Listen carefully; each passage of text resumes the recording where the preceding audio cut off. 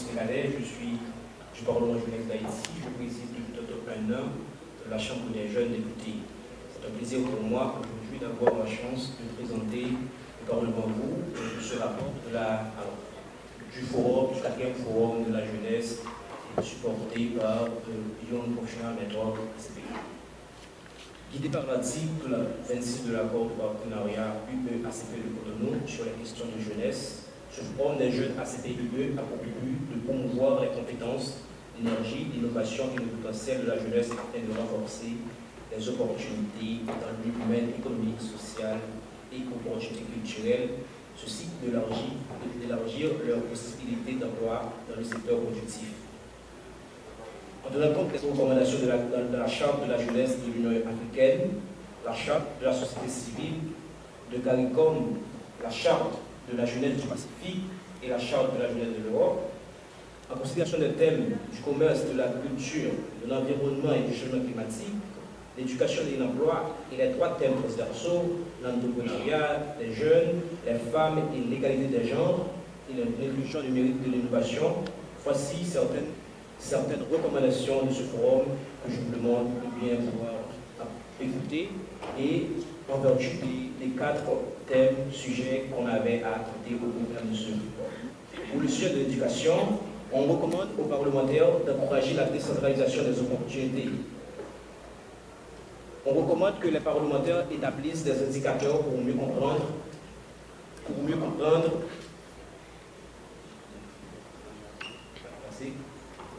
l'accessibilité des structures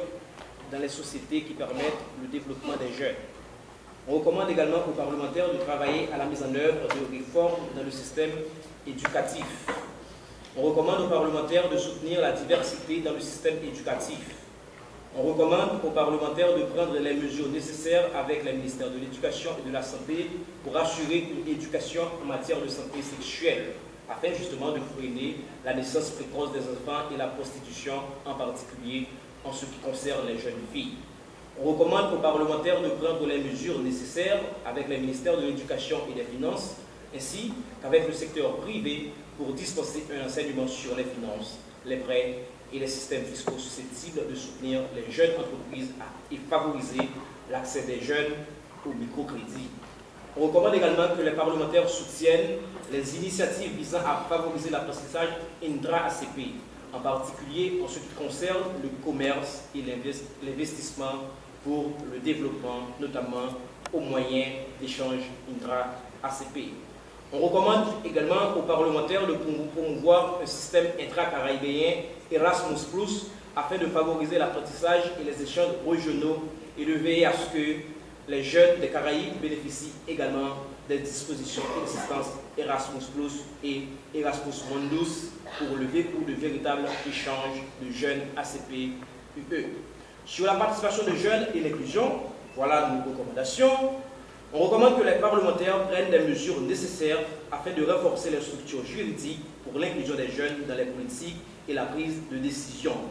On recommande que les parlementaires prennent des mesures nécessaires pour que le ministère de la Jeunesse se charge uniquement de la jeunesse afin d'assurer une stratégie de jeunesse dédiée,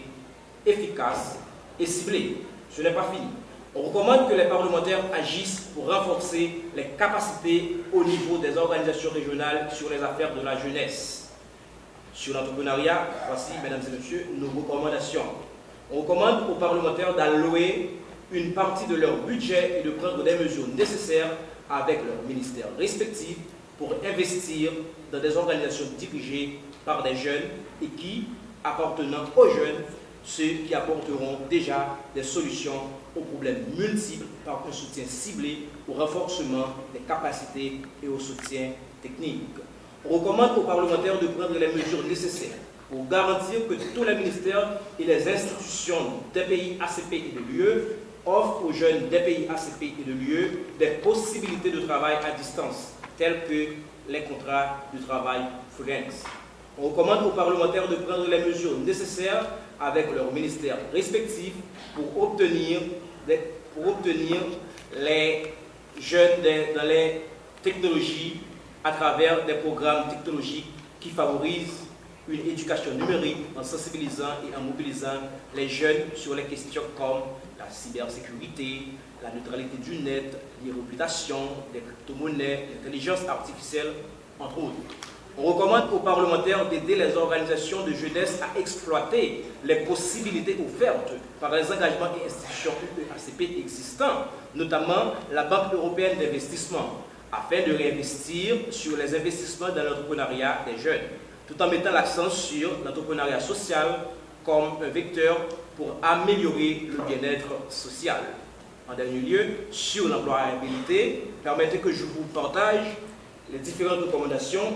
elles sont 3. On recommande aux parlementaires de travailler avec les jeunes pour faire en sorte que leurs activités de bénévolat soient considérées comme une expérience professionnelle, ce qui peut stimuler l'emploi des jeunes en leur permettant d'acquérir des compétences et expertises supplémentaires. On recommande aux parlementaires de prendre les mesures nécessaires pour que les ministères et les institutions ACP et de l'UE offrent aux jeunes des pays ACP et de l'UE des expériences formelles de stage.